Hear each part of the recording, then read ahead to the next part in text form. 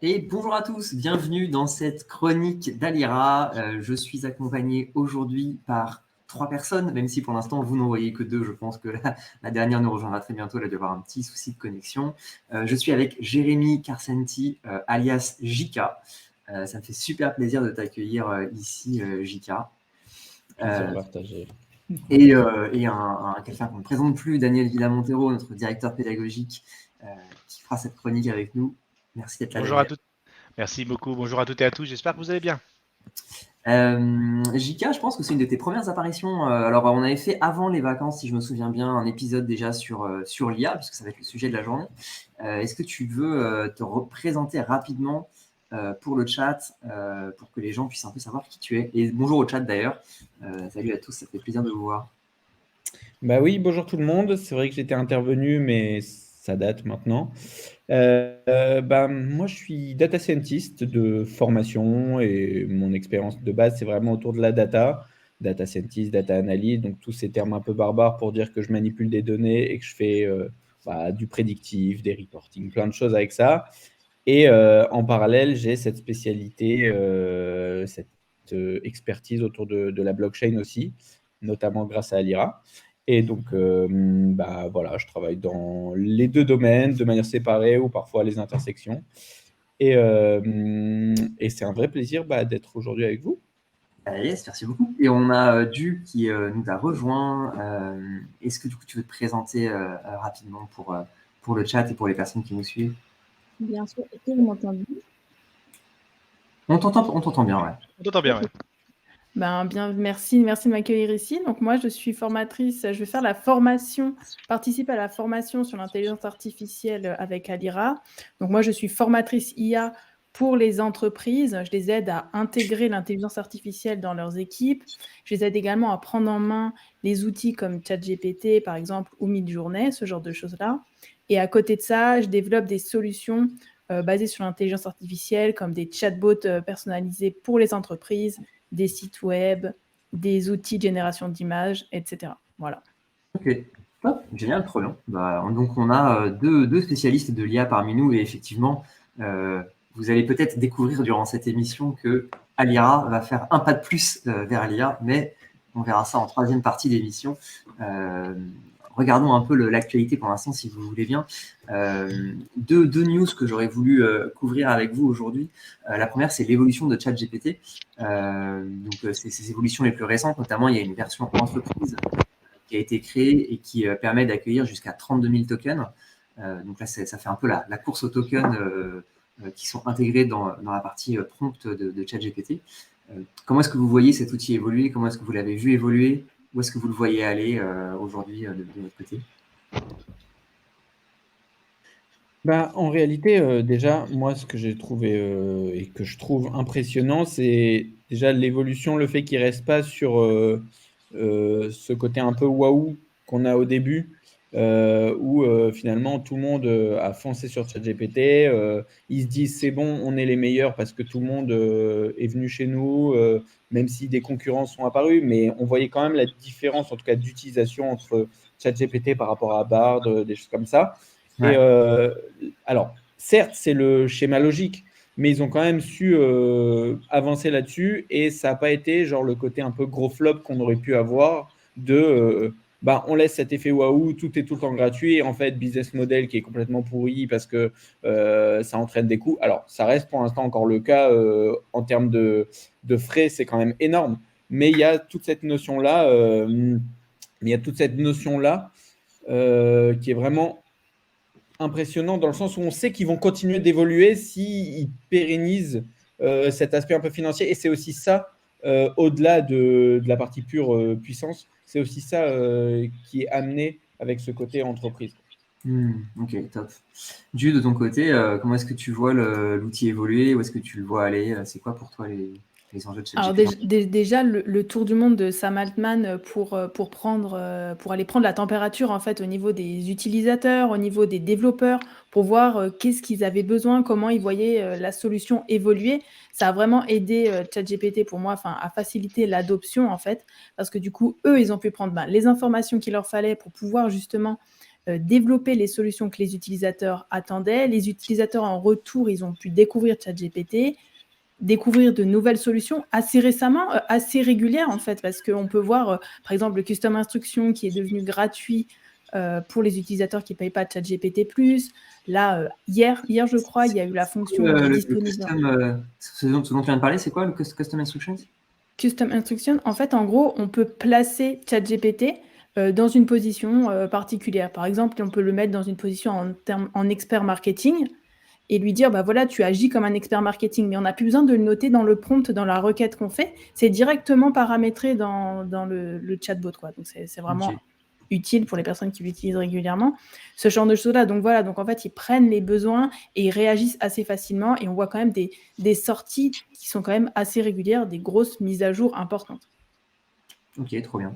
Pour vous, il y a un vrai enjeu sur le nombre de tokens que ChatGPT peut gérer, ou est-ce qu'on en fait trop à ce sujet-là? Est-ce qu'il y a un vrai sujet ou pas? Oui, de mon côté, il y a un vrai enjeu, surtout au niveau des entreprises, parce qu'en fait, on se rend compte quand même que quand on est limité en termes de tokens, ça limite vraiment, vraiment la recherche, parce que les gens ont tendance à vraiment copier une grosse quantité. Et finalement, si le chatbot il peut pas, on est vite bloqué, quoi. Et il y a une véritable concurrence parce qu'on peut voir qu'Anthropic, eux, ils sont déjà à 104 tokens. Ok. Donc il y a quand même une mise à jour à faire et un travail à faire par rapport à ça, par rapport à ChatGPT, quoi. D'accord. Est-ce qu'on peut expliquer pour nos auditeurs qui ne sont pas forcément habitués à ces technologies-là, qu'est-ce qu'on entend par token quand on parle de ChatGPT? Parce que dans la blockchain, le token veut dire quelque chose de complètement différent.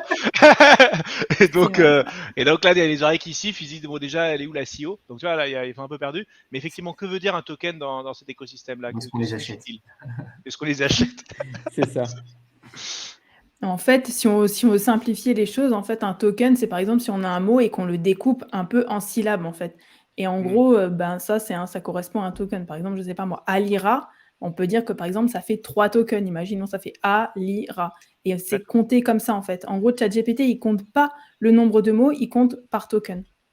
d'accord, ok. C'est-à-dire qu'il C'est découpe cette les notion-là. linguistiques. Voilà. En fait, si on reprend le fonctionnement un peu de tout ce qui est LLM, les fameux langages, les fameux modèles qui sont derrière ChatGPT, etc., on a autre chose que juste on prend mot par mot ou on prend syllabe par syllabe. On a des notions de découpage de la phrase pour mieux comprendre le contexte. Et en D'accord. fait, Donc les comme on veut comprendre le conjugaisons et ces contexte, choses-là, par exemple. Ouais. voilà, exactement. On a un verbe, ok, on a un complément, on a un sujet, on a toutes ces notions-là si on schématise. Et donc, en fait, c'est un peu les analyses de texte qu'on faisait au collège. On souligne le sujet, le verbe. C'est toutes ces notions de contexte pour comprendre finalement ce que veut dire la phrase. Et donc, quand on analyse, on va pouvoir analyser un certain nombre de mots. On ne peut pas lui dire, allez, je te mets le Moby Dick, et on a d'un coup, vas-y, analyse-moi tout le. si on lui demande de faire ça, il faut vraiment soit énormément de puissance, soit qu'il découpe. Mais on a besoin de séparer justement en contexte, par phrase, pour mieux comprendre D'accord. phrase par phrase, ces notions-là. C'est un peu ça. Donc tu as grandi en fait sa fenêtre d'analyse. Et en fait, c'est tout aussi critique sur ChatGPT parce que ça permet l'expression de la pensée longue, qui est un vrai sujet qu'on pourra aborder si vous voulez. C'est aussi important que les qubits pour l'informatique quantique. Hein. C'est vraiment, on augmente l'ampât de ce qu'il peut mastiquer. Et là, effectivement, ça a toutes les conséquences que naturellement on imagine. Ouais, donc c'est vraiment important. C'est vraiment ça. Et alors, l'image que tu prends, alors après, je ne sais pas si ça parle à tout le monde, mais c'est hyper intéressant parce qu'il y a également, ensuite, il y aura les mêmes problèmes, en quelque sorte, c'est beau de prendre plein de choses, mais quand on prend plein de choses, il faut ensuite pouvoir éviter que des collisions, des choses comme ça. Si on reprend la partie un peu informatique quantique, où l'idée, c'est pas juste d'augmenter la puissance, d'augmenter, il y a ensuite des collisions, des choses comme ça, quand il y a trop de qubits, mais là, du coup, de tokens, avec notamment les hallucinations, ces choses-là. Et l'image, elle est vraiment bien là-dessus, parce qu'on a les mécanismes aussi dans les limites, un peu. Non, mais c'est crucial. Ok, trop bien. Et comment vous le voyez? Enfin, donc pour vous, c'est quoi? Ça va être une course au nombre de tokens? Est-ce qu'il y a d'autres évolutions que vous voyez arriver sur des modèles comme ChatGPT? Ah oui, Après, pour moi, évident. depuis là, quelques semaines, je trouve qu'il fait beaucoup d'hallucinations en version 3.5. Il y a énormément, et il est extrêmement lent. En version 3.5, il devient. Je lui demande de me rédiger un mail, il me donne une définition de email, donc vraiment rien à voir, alors que les prompts, ça va, je sais les faire. Donc vraiment, je trouve qu'il y a cet aspect-là aussi que depuis quelques semaines, c'est pas top, quoi. Ok. Ça, c'est quoi? C'est les victimes de son succès, il y a trop de gens qui font des demandes. Soit c'est ça, soit c'est justement eux qui veulent que les gens passent à la version ChatGPT+, et que du coup, tout le monde paye les $20 par mois. C'est un peu ça. Ah, d'accord. Et à mon avis, c'est plus dans cette direction-là. Ok. Ouais, il faut qu'ils rentabilisent leur truc, quoi. Enfin, il y a un moment où, entre tous les ingénieurs qu'ils ont, tous les serveurs qui tournent pour faire fonctionner ChatGPT, c'est logique, quoi. C'est Et ça. ça Ils ont corrèle fait le avec. POC. Ils ont Ouais, fait un vas-y. peu le POC de, je te donne le 3.5, tout le monde l'utilise, ouah, le proof of concept, elle est là, tout le monde a envie, Ouais. il y a un vrai point, et les gens, ils commencent à se dire, ok, je spoil, on veut se former, on a ces notions-là, je comprends l'utilité, j'ai tout ça, mais maintenant que j'ai compris et que j'arrive à bidouiller un peu, C'est ça. t'adores? Ah, très bien, ok, on va pas se faire bannir de Twitch et tout, mais Ouais. on te donne un échantillon, tu deviens accro. Je vous laisse faire l'image tout seul. C'est comme les trials dans les jeux. Hein. Dès que tu as fini ton premier niveau, il te dit il faut acheter le jeu complet maintenant. C'est vieux comme le monde. Hein. On n'a pas eu besoin d'être. On peut faire ça pour des belles choses, Jika. Attention.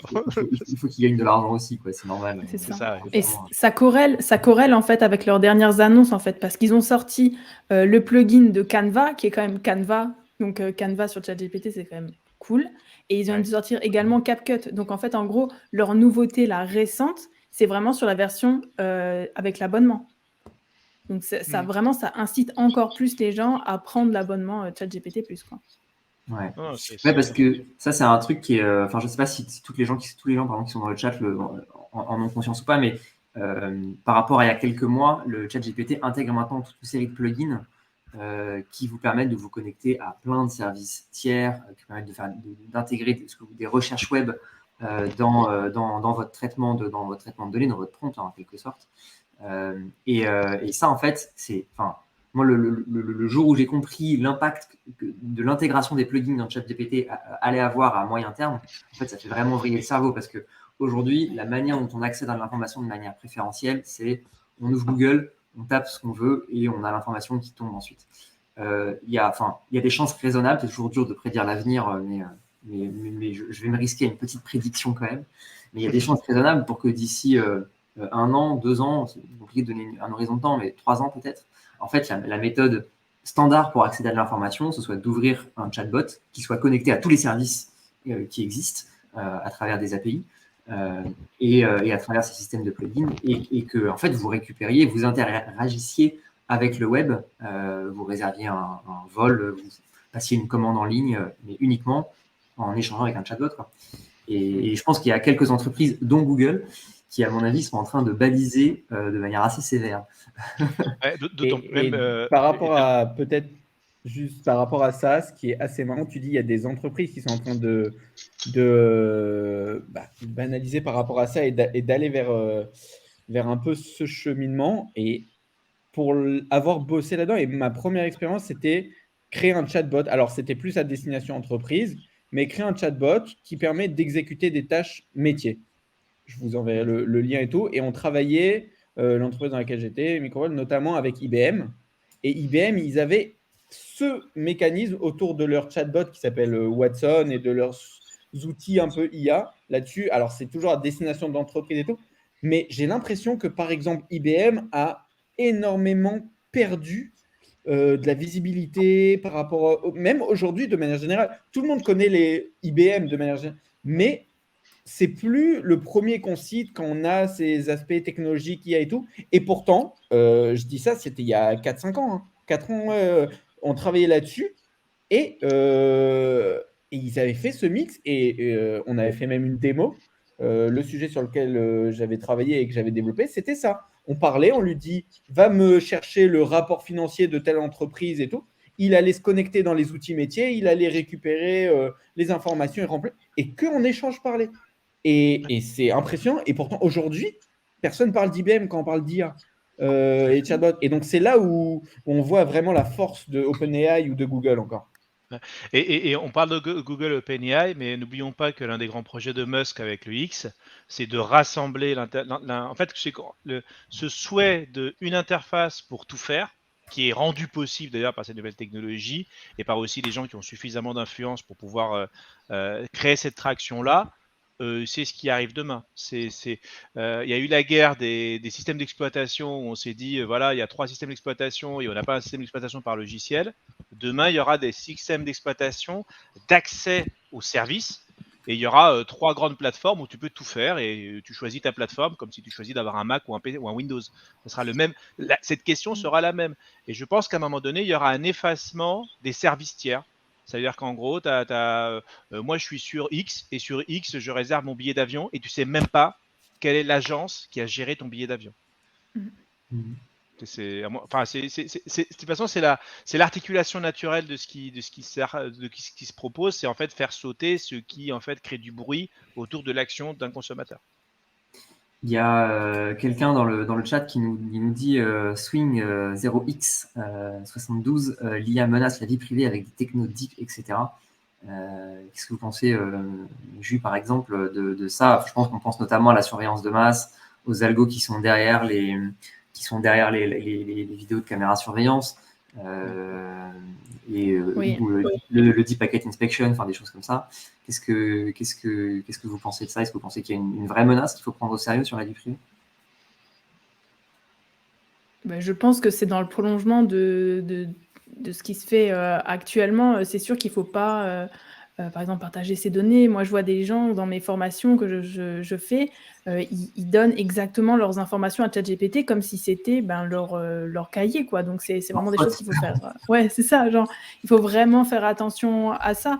Et c'est sûr que toutes les technologies de sécurité, ce genre de choses-là, elles vont intégrer l'IA encore plus qu'elles le font déjà, parce qu'il faut savoir que l'IA est déjà utilisée depuis longtemps, mais sauf que personne ne le sait. Et comme là, ChatGPT ramène l'IA sur le tapis, ce genre de choses-là, donc là, on se dit, ah ouais, en fait, il y a peut-être de l'IA dans ces mécanismes-là, mais bien sûr qu'il y en a. Donc oui, c'est sûr que ça va avoir un impact à ce niveau-là. Pour moi, c'est inévitable, mais voilà. Ouais, des trucs comme Google Photos, par exemple, ça fait un sacré moment qu'en fait, dans Google Photos, tu peux juste... Déjà, il y a la reconnaissance faciale qui est activée presque par défaut, donc tu peux trier les photos par personne. Et tu peux taper photo de moi dans un pré ou photo de gens dans un pré. Et dans tes photos perso, tu les retrouves. Et ça c'est en prod depuis, je pense, au moins 3-4 ans. Et ça, c'est un point de vue éducation. Enfin, les gens doivent s'éduquer. Ouais. Enfin, on est bien placé pour savoir de quoi on parle, Jérémy. Les gens doivent apprendre à utiliser les outils. Oui, tu ne demandes pas à ChatGPT, génère-moi un bon mot de passe pour mon compte. Enfin, à un moment donné, voilà, il y a des choses, en fait, des bonnes pratiques à avoir. C'est ça. Après, il y a un autre aspect qui répond peut-être plus aux commentaires qu'on a eu, qui est l'aspect armement que l'on pourrait donner dans une autorité qui pourrait s'avérer être injuste. À titre personnel, je peux vous assurer qu'on n'a pas besoin de l'IA pour créer une dystopie XL. Hein. De C'est la vraiment bonne ça vieille le algo. point Ouais, voilà. à bien signifier. C'est C'est ça, que, Jika, comme tu toi le et moi, dis, on sait qu'avec de l'algo bien de chez papa, on peut faire des trucs bien dégueux. Hein. On n'a pas besoin d'IA pour ça. Néanmoins, effectivement, il faut être méfiant. les premiers data scientists qui ont travaillé sur un peu des données de sites web ou pour des boîtes et tout, les premières données qu'ils récupèrent, au-delà d'un LLM et tout, c'est tout simplement, vous allez sur un site web, aujourd'hui les cookies, les machins. À l'époque, un site web, il mettait 45 minutes pour charger parce qu'il y a des images, on le voyait, tac, tac, tac, tac, tac.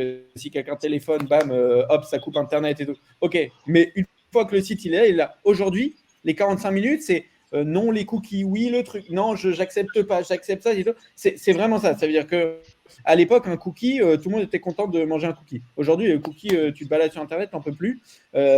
En fait, c'est quoi? Il n'y a pas besoin d'IA pour être la vie privée. Commencez déjà par essayer de regarder vos simples données personnelles. Il y a un site, c'est Have I Been Pwned? Tout simplement, vos adresses mail, vos mots de passe, quand vous utilisez les mêmes et tout, sans IA, hein, c'est rien que ça. Vous verrez que on est loin d'avoir à attendre que l'IA soit encore plus partout pour être hacké. Donc ça, c'est le premier point. Et le deuxième, c'est en effet, il y a quand même cette notion un peu à l'époque avec l'avancée de la cryptographie. Les algorithmes, les mécanismes de chiffrement, quand on parle du RSA, des choses comme ça et tout, il y avait un concours qui allait faire. Alors, moi, je crée un code de chiffrement et en face, eux, leur but, c'est de décoder, c'est de déchiffrer. Et alors, c'est toujours une bataille. Soit j'arrive, soit. Et en fait, c'est le premier. Aujourd'hui, c'est un peu ça avec ces notions d'IA. Quelqu'un a cité avant sur le chat tout ce qui est deepfake, tous ces mécanismes. Oui, il y aura besoin de. Moi, je crée une IA qui permet de simuler quelque chose. Moi, je crée une IA qui permet de détecter les faux. Il y a toujours ces deux aspects-là. Oui, et puis il ne faut pas remettre la sécurité, en fait, en gros, dire comme il y a l'IA, ça y est, ça ne va pas être sécure. En fait, aujourd'hui, si on regarde les mots de passe qui sont les plus utilisés, c'est AZERTY, bonjour, ce genre de choses-là. Donc, il faut déjà revenir à ça, bien sécuriser ses données par rapport à ça. Et puis, il faut partir du principe que dès qu'on met une donnée personnelle dans son ordinateur ou sur Internet, c'est plus à nous. C'est directement accessible. Et c'est ça, c'est comme par exemple la clé privée ou la phrase FIS, vous avez ça sur un ledger, mais vous ne tapez pas ça sur une machine, c'est dans les disques durs, c'est dans la mémoire. Si votre machine n'est pas en bonne santé, de toute manière, c'est déjà parti. Donc, les bons réflexes de dire des informations confidentielles, on les tape pas au clavier tout court, ou en tout cas sous un environnement contrôlé, tu as parfaitement raison, Jus, c'est de l'hygiène numérique de base. Si quelqu'un n'a pas d'hygiène numérique, même dans les années 90, tu te fais défoncer, donc c'est pas un souci. Faut pas avoir conscience de ça. Allez, on va embrayer sur le deuxième sujet, si vous voulez bien, de nos chroniques d'Alira, qui est en fait un peu dans le prolongement du premier. Hein. On a parlé pas mal de ChatGPT. Bon, IBM, ils sont perdus, on les a perdus de vue, là, ils sont dans les champs. Il y en a un qui résiste encore et toujours à l'envahisseur, au nouveau challenger ChatGPT. C'est Google, bien sûr, notamment avec Duet AI, qui est le déploiement des outils d'AI génératifs pour la suite GTools. Alors, est-ce que certains parmi vous ont déjà pu tester un peu ça, voir les effets que ça fait? Est-ce que ça change vraiment l'utilisation de la suite Google Tools ou pas? Qu'est-ce que vous en avez pensé de ça? Moi, Julie, alors moi, j'ai pu faire un article dessus justement dans le lien en bref la semaine dernière, parce qu'en fait, ils ont vraiment mis en avant le fait d'intégrer l'IA dans Google Meet, qui permet vraiment de faire des choses, des résumés, avoir un résumé plus facilement, optimiser le son, ce genre de choses-là. Donc ça a été vraiment, ils ont mis vraiment beaucoup d'énergie et de communication dans cette nouveauté. Mais voilà, ils ont passé quelques mois en fait à faire tester justement toute leur suite de Duet sur plus d'1 million d'utilisateurs, il me semble, justement pour pouvoir optimiser ce genre de choses-là. Donc maintenant, on va retrouver la solution dans Google Doc, on va pouvoir l'utiliser pour faire des présentations, ce genre de choses-là. Donc voilà, on voit vraiment l'utilité en fait de l'IA générative appliquée quoi, au quotidien, quoi. Donc ça va être vraiment un outil à suivre. D'accord. Je crois qu'on a un tout petit souci de connexion. C'est bon. Ouais. Voilà. Tu vois, le réseau s'est attaqué au Jérémy en premier. Tu vois, il a vu que Jérémy, c'est un prénom qu'il faut attaquer. L'IA a reconnu une menace dans la matrice et les deux ont été déconnectés en même temps. C'est assez rare pour être souligné. La machine apprend vite, t'as vu, Julien? La machine apprend vite. Elle a repéré les. C'est ça. Du coup, concrètement, ça veut dire que tu peux ouvrir un Google Doc et que tu vas pouvoir lui dire OK, tape-moi un courrier de remerciement pour telle occasion ou tape-moi une fiche de poste qui raconte ça. Tu peux le faire dans l'outil de présentation, je ne sais plus comment il s'appelle, chez Google Slides. Dans Slides, tu peux dire fais-moi une image d'un coucher de soleil à Honolulu et tchac. Exactement. Bon, les résultats, c'est pas encore de la qualité de mid-journée, faut quand même faut se le dire. De toute façon, pour l'instant, il n'y a pas grand-chose qui égale mid-journée en termes de rendu. Mais voilà, en fait, en gros, ça pose vraiment les bases de ce qui va être possible de faire. Et en fait, moi, ce que je décèle là-dessus, Jérémy, c'est que ça facilite grandement le travail. Et en fait, ne sous-estimons pas en fait l'aspect extrêmement fainéant de nos cerveaux animaux. Moi, je sais que je commence déjà à voir, même de la part des apprenants, je sais qui utilisent ChatGPT et qui ne l'utilisent pas, parce qu'en fait, déjà, tu as des patterns que tu revois souvent, et en fait, comme c'est fait, tu ne relis pas. Et moi, je vais donner un petit conseil comme ça, un petit conseil de bienveillance. Vous avez gagné plein de temps à faire de la réécriture automatique. Utilisez une partie de ce temps à relire ce qu'on vous a donné, parce que c'est pas parfait. Parce que c'est là où vous affinez les choses. Vous savez, c'est comme quand on fait, on vous a donné la charpente de la maison, bah maintenant il faut la personnaliser, il faut mettre la couleur des murs, il faut adapter comme ça. Donc c'est un premier travail qui est fastidieux et parfois un peu pénible, qui a été fait. L'intelligence, ce qui fera la différence, c'est aussi ce que vous allez réussir en affiné, relecture. Ce mot-là, finalement, il me plaît pas. ChatGPT, il n'a pas été bon là-dessus. Je mets ma patte. À l'heure actuelle, par exemple, pour mes contenus LinkedIn, je n'écris pas par ChatGPT, je fais ça encore à la main, mais il n'est pas impossible que demain, je lui demande balance-moi ça, ok, cette charpente elle est là, et je défonce la moitié de la charpente. Mais faites vôtre à minima ce que vous envoyez, quand bien même les premières notes, ce n'est pas vous qui les avez composées. Voilà. Ça, c'est vraiment une bonne pratique de travail parce que fainéant comme on est, j'ai commencé déjà à voir dans beaucoup de textes, même dans des posts LinkedIn, je me suis dit, il a même pas retouché derrière, quoi. Donc c'est pas bon. Non. Et de toute façon, une petite astuce en fait pour reconnaître déjà les posts qui sont faits par IA, par ChatGPT. En gros, s'il y a trop de fusées, par exemple dans le titre, si l'objet il y a une fusée, il y a 80% de chances qu'en fait ce soit ChatGPT qui l'ait écrit. Et si à chaque mot il y a une majuscule, il y a potentiellement des chances que ce soit ChatGPT qui l'ait écrit. Et là, tu as le copywriter qui met une fusée à chaque fois dans son titre, qui se dit mais non, c'est pas vrai. C'est pas vrai. C'est du fait main, je vous promets. C'est sur moi qu'on a entraîné ChatGPT. C'est ça. Non, mais c'est vrai que ça a été à la mode aussi. Pendant des années, on ne voyait que des titres avec des fusées aussi. Hein. Ouais. Oui, non, mais tu le vois tout sur les émoticônes et tout ça. Mais après, Google, le vrai point, et en fait, James, tu l'avais évoqué juste avant, c'est que finalement, aujourd'hui, OpenAI, avec ChatGPT, il passe en mode, on a fait un produit et on lui greffe des plugins. Google, c'est presque l'inverse. C'est-à-dire que les services Google, aujourd'hui, je défie quelqu'un de me citer tous les services Google qui existent, ou en tout cas même rien qu'il utilise.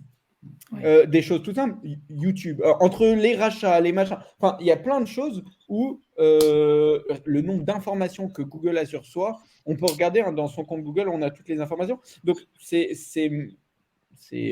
incommensurable, le nombre de services et tout ça. Il y a d'ailleurs même, ça c'est drôle, il y a le cimetière des applications Google qui ont été abandonnées et tout. C'est-à-dire, Google est partout. Et donc là, ils mettent en place avec Duet AI, finalement, le lien, l'interface, l'assistant pour tous les utiliser, mais vous les utilisez déjà. Donc en fait, les utiliser à travers une interface, c'est finalement ce mécanisme de bah oui, bah c'est parfait, j'ai un seul interlocuteur, j'ai une seule application à maîtriser finalement, parce que les autres, je comprends déjà comment ils fonctionnent, je les utilise. Donc c'est ça la vraie révolution. Et c'est ça qui est impressionnant, parce que oui, pour tout ce qui est la G-Tool, Google Doc, Google Slide, etc., mais même pour tous les services de développement de cloud, en fait, Google, monsieur tout le monde l'utilise pour ses services, l'équivalent Excel, l'équivalent Word et ces choses comme ça, les outils gratuits, les Gmail. En entreprise, Google Cloud, c'est utilisé pour héberger les serveurs, créer des applications, des SaaS, pour du code, pour plein de choses. Et il y a un nombre aussi incalculable de petits modules, que ce soit de l'intelligence artificielle, enfin, des mécanismes de prédiction, de la détection d'images, des choses comme ça. Et en fait, maintenant, ce sera possible directement avec du AI de dire, crée-moi une application qui permet d'avoir ça. En fait, un SaaS en 2 clics. Ou pareil, j'ai déjà mon application, mais est-ce que tu peux me créer une notice d'information, des conditions d'utilisation, plein de choses comme ça. Les coûts, j'aimerais réduire les coûts. C'est possible avec ça. Donc c'est ça qui est impressionnant, au-delà de peut-être juste une notion de automatiser quelque chose. Ok, ouais, effectivement. Donc Google n'a pas dit son dernier mot dans la bataille de l'IA. Ils vont pas se laisser manger comme ça. On a posté l'article de Ju dans le chat si vous voulez aller jeter un œil. Voilà, c'est l'article dont elle parlait tout à l'heure. Alors, il y en a qui demandent si Microsoft bouge. En réalité, Microsoft, avec OpenAI, finalement, ils bougent par rapport à ça. C'est eux qui ont racheté OpenAI. En tout cas, ils sont... 30 milliards, ils ont investi. Donc, voilà, c'est ça.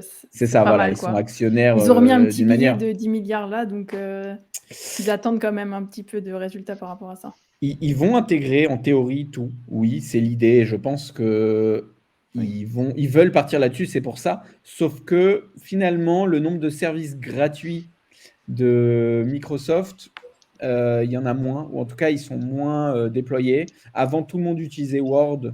Maintenant, il faut l'avoir sur son ordi, il faut avoir des licences et avoir ces choses-là. Même les boîtes mail, c'est très bête, une boîte mail, mais les boîtes mail, très rares. Il y a des entreprises qui utilisent Windows 365, toutes ces notions-là. Mais ça reste quand même rare pour le monsieur tout le monde, comme vous et moi. On a tous un compte MSN ou un truc qui date, en tout cas pour les plus vieux. Mais ça reste quand même assez peu déployé dans un monde un peu plus professionnel ou avancé. Il y a quelqu'un qui demande si le chatbot sur Microsoft Edge, c'est ChatGPT ou pas, vous savez? Moi, je n'ai pas la réponse à ça. Je crois que oui. En tout cas, c'était l'idée, c'est ce qu'ils avaient annoncé. Donc, normalement... C'est les mêmes modèles, en gros. Il y a quelques variantes par rapport à ça, mais c'est la même chose. Ok, j'avoue que ça fait, je pense, une éternité que je n'ai pas lancé Edge. Je pense que je l'ai même pas sur mon ordinateur. Je pense que en vrai, l'interface est agréable de Bing par rapport à ça. Okay. Non, parce que je pense que Edge, tu l'utilises juste une fois, c'est quand tu as réinstallé ton Windows. C'est le seul moment où tu retombes dessus. Et après, tu l'oublies. En entreprise, il est beaucoup utilisé. C'est vrai. Parce que beaucoup de boîtes sont un peu plus sur finalement du Microsoft encore. Je pense que niveau peut-être sécurité, il y a quand même cette chose-là où il y a un peu plus les mains par rapport à peut-être Apple ou finalement peut-être qu'il y a des plugins pas la main dessus. Tu as peut-être des plugins pro qui sont déjà faits sur mesure. C'est surtout que tu as des ordinateurs en quelque sorte pro que tu peux plus packager, où en gros tu mets des sécurités sur le hardware en lui-même là-dessus, quoi. Mais donc voilà, c'est un peu pour ça. Après aussi, Google, beaucoup de personnes, surtout si on va dire l'écosystème blockchain, combien de personnes ont des wallets en extension sur le navigateur, et il n'y a pas que la notion de wallet. Je ne sais pas à quel point c'est faisable sur des Edge et des choses comme ça. J'imagine qu'il y a peut-être cette notion aussi d'extension, mais le Google Store sur les extensions, il est déjà présent aussi et utilisé un peu plus peut-être. Voilà. On a quelqu'un qui demandait si les outils qui permettent de détecter si un texte est produit par une IA ou un humain sont fiables aujourd'hui ou pas? Ça dépend lesquels. Alors, et... ouais, Vas-y, je et te laisse. Non, mais je ChatGPT, te laisse. enfin OpenAI, là, ils avaient sorti un produit, ils l'avaient mis sur le marché, ils se sont dit, on va mettre ça. Et finalement, ils se sont rendu compte que finalement, ça détectait pas très bien. Et une fois qu'il y avait ChatGPT 4 qui était lancé, ça détectait plus. Donc pour moi, il faut pas investir. Il y a des solutions qui existent pour détecter si c'est du plagiat ou pas. Ne dépensez pas votre argent là-dedans. C'est pas la bonne solution. Ça ne marche pas à tous les coups. Et là, on rentre totalement dans la notion de l'analyse d'Alan Turing. C'est Ouais. si l'être humain est incapable de faire la distinction entre un produit humain et un produit machine, est-ce que cette machine est vraiment intelligente? Et en fait, c'est la petite, c'est l'histoire de la définition de Turing, c'est une boutade qu'il a envoyée à un journaliste. Hein. La question qui était chiante, c'est la question marronnière. Et en fait, il a botté en touche en disant, le thermomètre, le seul thermomètre qui compte, c'est l'être humain. Si l'humain fait pas la différence, qu'est-ce qu'on en a à foutre, se fait par une machine à l'humain? Enfin, je vulgarise, mais c'est ça l'idée en fait. Les thermomètres, c'est nous au final. Donc C'est comme les captchas. c'est comme les gachas. Donc il y a quelque chose comme ça qui est assez intéressant. Après, ça ouvre une porte immense et nous, on est vraiment conscient de ça. C'est le côté éducatif, légitimité. Si n'importe quel ChatGPT peut te prendre un bon rapport, à quoi bon demander maintenant à un être humain un rapport pour montrer qu'il a compris les enjeux d'une formation ou d'un mémoire? Donc là, ça ouvre vraiment une grande question. On arrive peut-être à un stade où on peut plus demander un mémoire. C'est plus une épreuve qui peut se demander. Voilà. Non, c'est vrai. Et d'ailleurs, C'est comme tu l'enjeu, dis, au c'est niveau l'enjeu des éducation, futurs. Ouais, faut repenser la manière d'éduquer. exactement. Voilà. Tu le sais en tant que formatrice, Daniel, Oui. moi encore même pour des étudiants dans des écoles et des choses comme ça. Tu le vois demander un résumé d'un livre ou d'un truc ou même d'un petit texte. On peut, hein, tu peux demander et tout, mais ensuite, voilà, faut pas s'attendre à non plus. Non, puis... Ils ont De toute les façon, outils à leur disposition et en plus, je vois pas pourquoi ce serait honteux de dire bah non, vous n'utilisez pas les outils que vous avez à disposition. Alors oui, il y a toujours la manière, on va faire l'apprentissage et tout, mais il faut le prendre mais en compte. même au-delà de ça, si je peux me permettre de dire ça, c'est que si actuellement l'être humain et le citoyen a accès à un outil qui te permet de faire quelque chose, en fait, part du principe que faire ce quelque chose est fait par l'outil. Donc on va demander à l'être humain, pour vous montrer qu'il a réussi une formation, pour montrer qu'il est méritant, autre chose. Tu vois, on te demande pas d'écrire sur un disque dur des 0 et des 1. On a un ordinateur qui fait ça, donc écrire dans un disque dur des 0 et des 1 n'est pas une épreuve certifiante. On ne demande pas à un humain de faire quelque chose qu'une machine peut faire, puisque si la machine peut faire, on n'a pas besoin que l'humain sache le faire. Enfin, tu vois ce que je veux dire, il y a quelque chose comme... Par contre, lui demander de bien prompter son mémoire, peut-être. Peut-être. Ça peut être quelque chose d'autre, tu vois. Mais ça, c'est vraiment un truc que les gens doivent comprendre, c'est que si l'outillage humain permet de faire quelque chose, faire ce quelque chose n'est pas différenciant pour les êtres humains. Voilà. C'est pas compliqué. Un bon agriculteur, c'est pas un gars qui s'est bêché tout seul son champ. Il doit savoir conduire un tracteur. Alors, quand même, toi, tu fais la cuisine en utilisant ton silex, non? Oui, mais moi je fais de la vraie cuisine, monsieur, c'est différent. Voilà. C'est ça. Peut-être qu'on verra dans les épreuves à l'école, exactement comme en maths, des épreuves que tu peux faire avec la calculatrice. Et Exactement. Voilà. Moi, j'ai un doctorat en maths et en calcul mental, je suis à la rue. Et tout le monde sait qu'un mathématicien n'a pas besoin d'être bon en calcul mental. C'est tout. Là, tu culpabilises plein de gens d'un coup, là, tu vois. On avait une question qui me faisait bien plaisir parce qu'elle faisait le lien avec notre troisième sujet. Donc, je vais la mettre en avant, puis je vais la poser à notre spécialiste de l'intersection IA et blockchain. Désolé, j'arrive que maintenant. Pas de problème, Olivier. La prochaine fois, 12h30. Vous avez identifié des projets vraiment majuscules à valeur ajoutée entre l'IA et la blockchain. Alors, est-ce qu'il y a quelque chose ou pas dans cette intersection IA et blockchain, Jérémy? Alors, moi, je peux déjà, répondre désolé, aussi. t'es arrivé trop tard. Non, on n'avait pas parlé de ça, de cette intersection. Oui, il y a des projets. Maintenant, au-delà de citer des noms de projets qui sont sur cette intersection, les tokens de demain, celui qui va faire x1000, ça ne sert à rien. Par contre, il vaut mieux comprendre un peu cette intersection où elle se situe. Et d'ailleurs, les projets, ils sont là-dessus. C'est un peu comprendre la blockchain, finalement, c'est une base de données.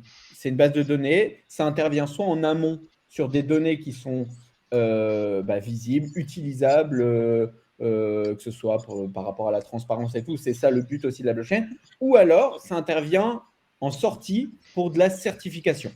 Parce que c'est ce côté décentralisé, c'est ce côté, une fois que c'est dessus, on ne peut plus y toucher. Voilà, c'est toutes ces notions-là. Donc, en fait, l'intersection IA et blockchain, oui, il y a une vraie valeur ajoutée dans la mesure où tout projet IA, il y a des données en entrée et la blockchain peut servir en entrée. Et tout projet IA, il y a des données en sortie. Et donc, la blockchain peut servir à assurer une fiabilité par rapport à ça. Les jeux de données d'entraînement, comment on fiabilise par rapport à ça, ou les sorties, telle donnée, on est arrivé à tel seuil, on a réussi à prédire qu'il y avait bien ça. Donc, c'est évident qu'il y a une vraie valeur ajoutée. Maintenant, les projets aujourd'hui qui sont sur cette intersection, là, c'est un peu différent. Il y a des projets qui sont plus des sortes de marketplace, d'outils IA qui apparaissent, et donc c'est relié plus ou moins à l'IA parce qu'en fait, le mécanisme de comptabilité, finalement, les échanges sont gérés par rapport à la blockchain. Ou alors, on a d'autres sujets où c'est pareil, de la mise en place des échanges un peu de puissance de calcul. Donc, on a toutes ces notions-là. Il y a des projets français autour de ça avec iExec qui sont sur cette intersection. On a pas mal de projets qui proposent tout ça. Mais voilà, aujourd'hui, un projet qui est vraiment ultra mis en avant, comme quoi c'est la révolution de l'IA, blockchain et tout, c'est encore un peu des buzzwords. Après, il y en a plein qui s'avancent sur ce créneau. Et ce qui est plus important, c'est demain, si vous voulez identifier un projet qui est au niveau de cette intersection, comprendre vraiment qu'est-ce qui est IA, qu'est-ce qui est blockchain. Est-ce que ce n'est pas juste de la blockchain pour des échanges financiers comme n'importe quel truc sur des produits IA, ou est-ce qu'il y a vraiment ce côté blockchain en entrée qui vient autour de cette donnée d'input à l'IA, ou blockchain en sortie sur de la certification. Après, il y a potentiellement d'autres aspects aussi. Ouais, moi je vais compléter ce que tu dis, Jika, parce qu'on a déjà eu plusieurs fois cette discussion et on est arrivé à des conclusions similaires. Alors, je vais dire quelque chose un peu particulier. Il faut atteindre un certain âge avant que des êtres humains fassent l'amour. D'accord ? L'IA est encore une technologie très jeune. La blockchain est encore une technologie très jeune. C'est-à-dire que les standards ne sont pas encore complètement formalisés, les grands enjeux n'ont pas encore été complètement cristallisés, l'adoption reste encore marginale. C'est-à-dire que ce sont deux créatures qui sont amenées à effectivement faire des choses ensemble, mais il s'avère qu'elles sont pour l'instant un peu jeunes pour faire des choses ensemble. Voilà, c'est là où je voulais en venir. Et je voulais aborder aussi une question qui m'est souvent apportée comme ça. Pour celles et ceux qui me suivent, vous savez que moi j'ai une devise qui est pour changer le monde, il faut changer d'outil. Je ne dis pas que pour changer le monde, il faut utiliser la blockchain. D'accord ? Pour changer le monde, il faut changer d'outil. Il s'avère que la blockchain est pour moi un outil merveilleux parce qu'il permet de changer le monde, mais j'aime pas la blockchain parce que c'est la blockchain. D'accord ? Pareil en ce qui concerne l'IA. L'IA est un outil qui va changer le monde. Donc c'est pour ça que c'est un outil qui pour moi me passionne.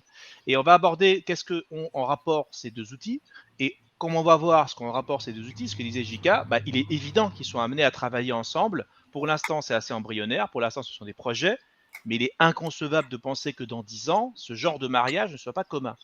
Il y a un sujet qui, moi, me passionne énormément, c'est la donnée.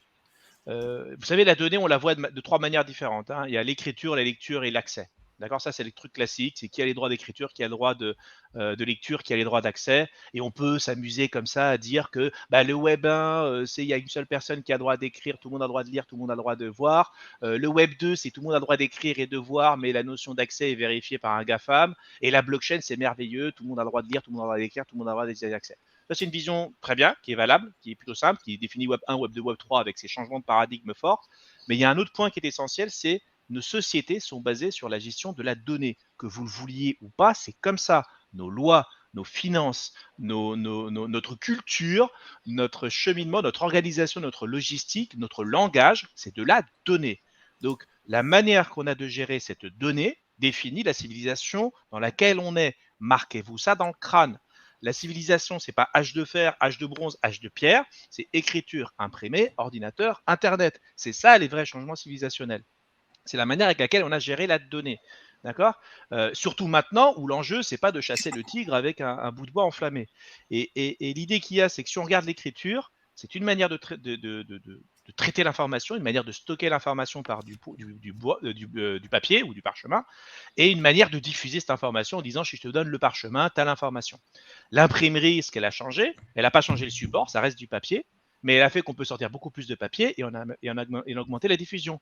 On ne l'écrit plus, on l'imprime. Donc les techniques changent pour définir la monnaie. L'ordinateur a complètement changé la donnée. On l'a numérisé, mais on la stocke dans un disque dur qui est enfermé dans un ordinateur. Et la révolution de Steve Jobs de 1984, c'est pas vous vendre des smartphones, c'est vous dire que vous allez posséder votre disque dur et votre capacité de traitement de l'information avec votre ordinateur, le Macintosh à l'époque. Internet améliore la diffusion et la blockchain a apporté à son tour une nouvelle révolution qui est de dire la donnée est stockée mondialement de manière décentralisée, qu'on libère les accès en arrachant les GAFAM et en disant que n'importe qui peut créer et y accéder. Et là, l'IA, c'est une autre manière de traiter l'information. Donc, en fait, pour faire très simple, s'intéresser à la blockchain et ne pas s'intéresser à l'IA, c'est qu'on a perdu des enjeux. C'est qu'on est resté au token de chien. C'est exactement le même sujet, mesdames et messieurs. L'informatique, le traitement, la blockchain, l'IA. C'est simplement que c'est comme dire je m'intéresse à la poêle, mais je ne m'intéresse pas au feu. Ou je m'intéresse à la casserole, mais je ne m'intéresse pas aux soupes. Il y a un truc qui ne va pas. Donc c'est le même objet. On est en train de parler de la même chose, simplement qu'effectivement, ces choses-là vont finir tôt ou tard par se fusionner. Chez nos apprenants, il n'y en a pas un seul qui dit j'adore la blockchain, mais ça ne m'intéresse pas Midjourney et ChatGPT, parce qu'on est câblés de la même manière. Ce sont des outils différents pour faire des choses différentes et ils sont amenés à s'accoupler. Voilà, c'est tout ce que j'avais à dire, mais voilà pourquoi il faut attendre qu'ils soient excellente. Et c'est une excellente transition pour pouvoir lancer, je pense, l'annonce officielle qui est que très prochainement, chez Alira, vous allez pouvoir, en plus des formations blockchain que vous connaissez bien et que je pense à peu près la moitié des auditeurs ont fait, vous allez pouvoir vous former à l'IA à travers 2 formations qu'on va lancer dès début octobre. Donc elles commenceront le 2 octobre. Vous allez pouvoir vous inscrire. Toutes les informations sur le site, ce sera publié vraisemblablement demain, au plus tard lundi, si ce n'est pas publié demain. Mais voilà, là, on a tout qui est bouclé. Du coup, c'est une formation qu'on a été faire on a été faire comme les formations sur la blockchain. C'est-à-dire qu'on a été chercher les experts du secteur, les gens qui savent de quoi ils parlent, les gens qui participent déjà à ce secteur-là, et on leur a dit, en fait, comment est-ce qu'on fait pour faire une bonne formation là-dessus, une bonne formation qui soit à distance. Et on a été chercher aussi les attentes de nos apprenants et les attentes des entreprises du secteur. On a mélangé tout ça et on sort avec 2 formations. Une formation à destination des développeurs et une formation donc notamment l'objectif c'est quoi? C'est de faire en sorte que vous puissiez incorporer les outils liés à l'IA dans vos projets directement en tant que développeur, en vous connectant aux API, en développant vos propres modèles de langage. Enfin bref, c'est une formation pour les développeurs, quoi. Et une formation pour des consultants IA. Donc là, l'objectif, c'est un peu la même réflexion que ce qu'on avait fait sur consultant blockchain. L'objectif, c'est que vous puissiez piloter des projets, intégrer des projets qui incorporent de l'IA et que vous puissiez finalement participer complètement à cette révolution qui est en cours et qui, de toute manière, que vous le souhaitiez ou pas, va balayer le rivage. La vague est en cours, le tsunami arrive. La seule question, c'est est-ce que vous restez sur la plage en regardant la vague qui arrive ou est-ce que vous vous dites je vais me faire une petite embarcation, je sens ma planche de surf et puis je monte sur la vague, quoi. Est-ce que tu veux nous en dire, Jika, tu es l'architecte avec d'autres, mais quand même un bon architecte de ces formations. Est-ce que tu veux nous en dire un peu plus sur la manière dont les choses ont été structurées? Oui, avec plaisir. Alors en effet, j'ai participé avec d'autres à finalement la création de ces formations. L'idée en fait, c'est, on va dire, de donner les outils, mais au-delà de juste des simples outils, c'est-à-dire il y a en effet les mots-clés, les outils de base, l'utilisation classique. Maintenant, quelqu'un qui maîtriserait l'IA ou qui voudrait demain se revendiquer ou même intervenir, conseiller des entreprises, conseiller d'autres personnes et tout autour de l'intelligence artificielle, il faut comprendre autre chose que juste je sais utiliser tel outil, tel ChatGPT, je sais faire un prompt. Il y a, si on prend pour des consultants, il y a tous ces aspects réglementaire. Demain, quelqu'un qui accompagne une entreprise qui lui dit on va vous faire une transformation digitale, mais il n'a aucune idée de ce dont parlent les RGPD, des différents risques, des implications d'une transformation digitale sur les métiers, sur tous ces aspects-là, il y a besoin de maîtriser tous ces outils, toutes ces notions, mais un vrai stade autre que je sais qu'il y a le mot-clé RGPD. Ah, c'est quoi? C'est RG données. Enfin, non, il y a voilà, l'aspect juridique, l'aspect transformation des métiers, l'aspect compréhension derrière ChatGPT. C'est quoi un LLM? Comment ça fonctionne? Sans avoir besoin spécialement d'être technique et de savoir coder directement pour les consultants, mais savoir un minimum ce qu'il y a derrière, savoir l'expliquer, savoir le comprendre. C'est nécessaire de l'apprendre de personnes qui, eux, sont peut-être un peu plus techniques et qui ont cette capacité de vulgariser ça pour qu'ensuite, demain, ce soit les personnes formées qui puissent eux-mêmes transmettre ce savoir. Donc ça, c'est pour la partie un peu plus métier. Consultant, voilà. Pour la partie un peu plus à destination des développeurs, c'est autre chose. C'est certes, il y a des outils IA. Comment on peut les intégrer dans mon code de tous les jours? Je le vois lorsque je travaille, lorsque je code. Il y a des moments où je n'ai pas la science infuse sur toutes les librairies Python qui existent ou sur toutes les manières d'utiliser du code. Et donc, tu n'es pas le Uber développeur qui a tout dans la tête à chaque instant. Voilà, c'est un peu ça. Hop, j'ai besoin de ce savoir. Non, il y a des moments, désolé, tous nos chauffeurs sont utilisés. Voilà. Et j'ai besoin d'aller chercher sur une autre application. J'ai besoin d'aller chercher sur Internet. Il y a du Stack Overflow, où il y a toutes les réponses. Mais parfois, il y a besoin d'un interlocuteur. Moi, quand j'ai une question, je vais voir des personnes plus expérimentées. C'est le premier point. N'importe qui dans une entreprise, il va voir quelqu'un un senior, un expert et tout.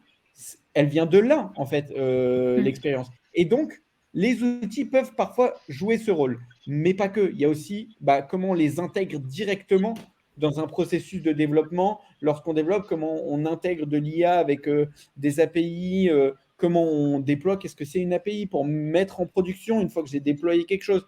Donc, à destination des développeurs, c'est vraiment toute cette notion un peu autour finalement, le data scientist de base, mais en lien avec l'IA. C'est évident qu'on n'est pas là pour vous dire, ça y est, vous êtes expert total de tout, le Uber développeur. Non, mais à partir de cette formation, vous avez toutes les compétences pour finalement être un développeur IA qui sait utiliser les outils, les intégrer, déployer et tout ça. Donc, c'était vraiment ça l'idée autour de cette formation. Et quand on a réfléchi un peu le programme de formation, et d'ailleurs, ça se voit, je commence à m'énerver un peu comme Daniel, je m'emporte quand j'en parle. Donc, voilà, c'était ce donc, bon, si Daniel vous a plu sur la partie blockchain, normalement sur la partie IA, voilà. Je m'emporte pas, je parle vite, c'est différent.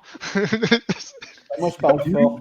Juste pour intervenir aussi dans ces formations, du coup, qu'est-ce que tu vas transmettre, qu'est-ce que tu vas apprendre aux futurs apprenants à l'IRA de cette première fournée de développeurs et de consultants?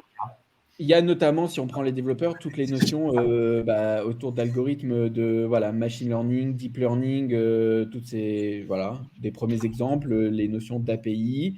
Il y a la maîtrise des outils IA, Copilot, même ChatGPT et tout, pour s'aider dans son développement de nouvelles applications, dans son code même de tous les jours. Voilà, ça, c'est des exemples. Sur de la partie consultant, il y a la transformation digitale avec les outils IA. Il y a la maîtrise d'outils avancés. Pas juste, déjà, ne serait-ce que savoir faire un prompt pertinent, les méthodes autour de ça, comment utiliser ChatGPT. Et ça, Justine, c'est encore mieux que moi en parler parce que finalement, ce sera elle, spoiler, qui vous permettra de connaître tout ça. Mais il y a la base et il y a même les notions avancées. On ne parle pas que du texte. Quand on parle d'outils IA, il y a des notions autour de l'image, autour de la vidéo, autour de plein d'outils. Et en fait, il faut pouvoir les utiliser et même les conseiller, donc les connaître. Donc, il y a savoir même faire une veille technologique autour de ça. Et ensuite, une fois qu'on a tout ça en tête, comprendre quels sont les différents métiers finalement de l'IA. Si demain, vous êtes… Je vois beaucoup d'offres passer en ce moment sur des consultants IA, architectes IA qui sont là pour mettre en place, pour intégrer des outils IA au sein d'entreprises. comprendre, OK, il y a l'IA, comme on l'a dit, il y a la donnée en entrée. Qui sont les métiers qui doivent travailler sur de la donnée en entrée si on veut justement entraîner des nouveaux modèles, on a tout ça. Il faut connaître ces différents métiers. Quelle est la différence data analyst, data scientist, un data architecte, qui intervient à quel moment de la chaîne de valeur de la donnée. Il y a toutes ces informations-là. Et ensuite, OK, on a compris le cheminement, on a compris le cycle de vie de la donnée, on a compris tout ça. Très bien. Les implications juridiques, les limites. Demain, mais si je mets ça en place, telle personne, son boulot, il est remplacé par l'IA. Alors, qu'est-ce qu'on fait de cette personne? Est-ce qu'en fait, le vrai métier de cette personne, c'est pas de se concentrer sur autre chose qui aurait de la valeur ajoutée? Et finalement, comme il n'y avait pas d'outils, elle perd du temps. En fait, c'est un peu tout ça. Et réfléchir à accompagner réellement demain une entreprise autour de tous ces sujets. Et donc, c'est ça l'idée derrière ce projet. C'est évident que la personne ne ressort pas avocat spécialisé en droit des données, en RGPD ou des choses comme ça, ni juriste même, mais aura les pistes pour demain dire, voilà, il y a ce point d'attention sur la partie juridique légale. Il y a ce point d'attention sur les métiers, la partie technique, il faudra tel profil. Il y a tel outil qui correspond parfaitement à vos attentes. Et donc, voilà, c'est un peu tout ça. Ok. Ça permet aussi, en fait, en gros, de la formation consultant IA, ça permet vraiment aussi, quand on a un consultant IA dans son entreprise, de faire l'interface, en fait, par exemple, entre le côté technique et les demandes, par exemple, de l'équipe marketing en disant, écoutez, moi, là, j'ai un besoin, en fait, on passe trop de temps à faire cette tâche chronophage. J'ai entendu parler de ChatGPT. Est-ce qu'il n'y a pas une solution qu'on pourrait utiliser pour faire telle ou telle tâche? Et du coup, en fait, le consultant IA, c'est vraiment le traducteur de l'entreprise qui permet d'aller chercher les bonnes infos aux bons endroits et pour pouvoir proposer vraiment l'outil parfait pour l'équipe qui en a besoin dans l'entreprise, quoi. C'est exactement ça. Il y a un véritable manque de traducteurs. Enfin, c'est-à-dire qu'il y a la connaissance plus ou moins miroitée et plus ou moins parfois fantasmée d'outils, l'identification de véritables besoins, et putain, Dieu sait que c'est pas évident, et en fait un vide colossal entre les deux. On vit avec deux rives qui n'ont pas de pont.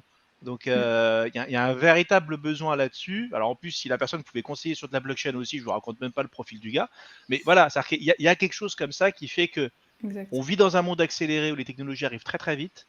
Il y a des années et des années chaque jour de travail qui sont bêtement perdus à faire des choses répétitives, ennuyeuses, stupides, qu'un être humain ne devrait plus faire. Voilà. C'est-à-dire qu'à un moment donné, l'informatique, c'est l'industrialisation de l'administration. Hein.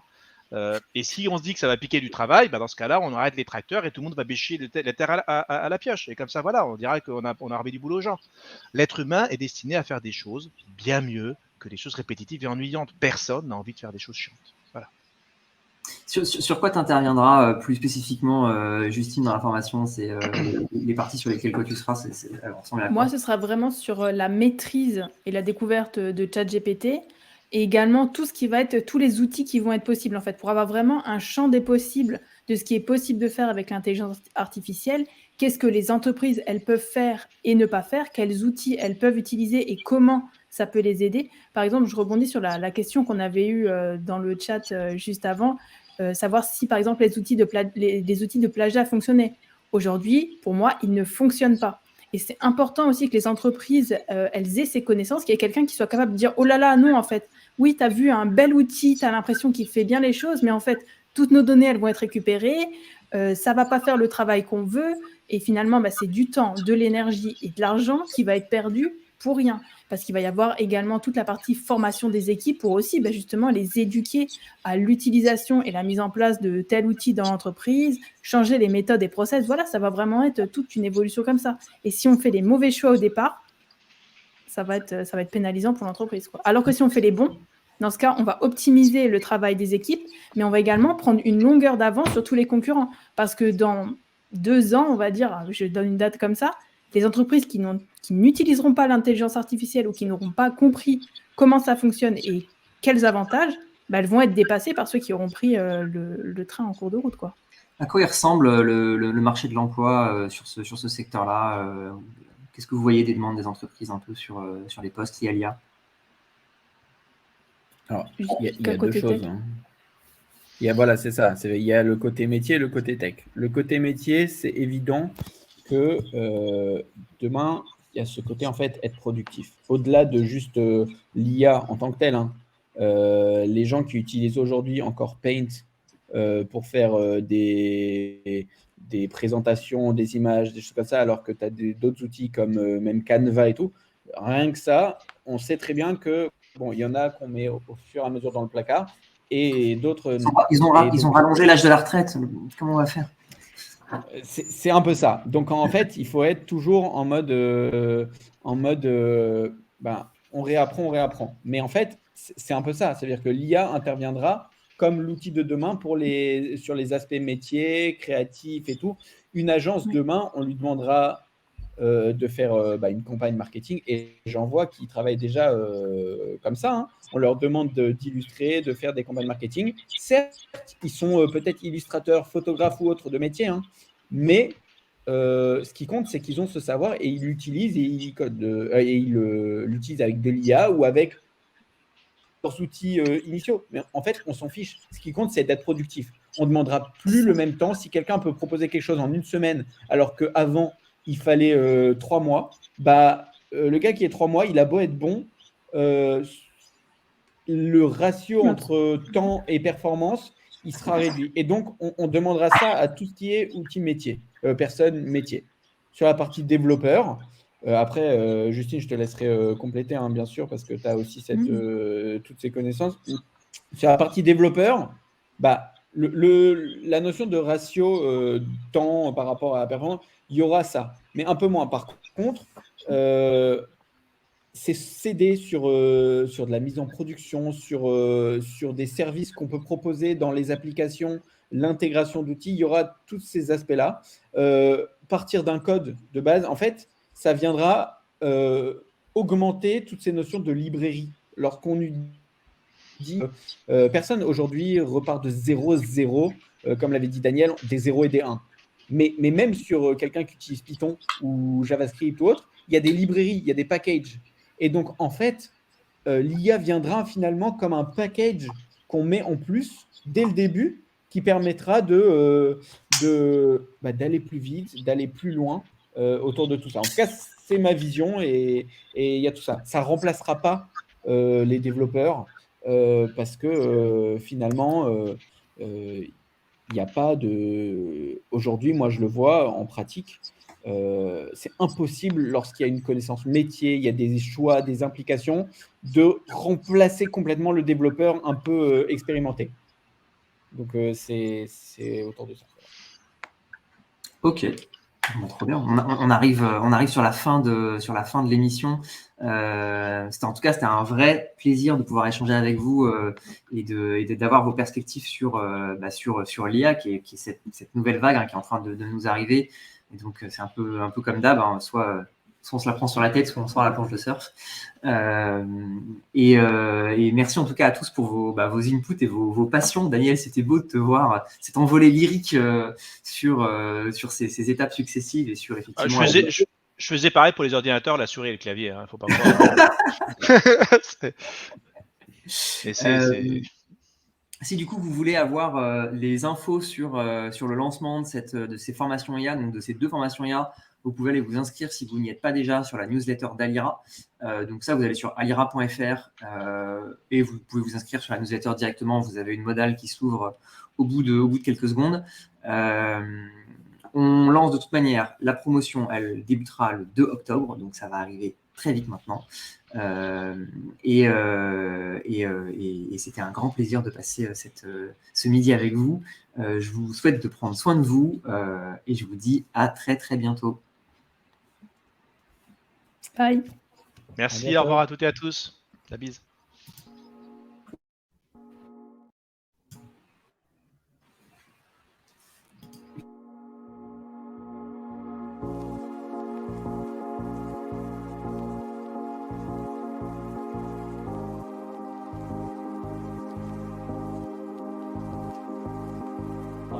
Life is just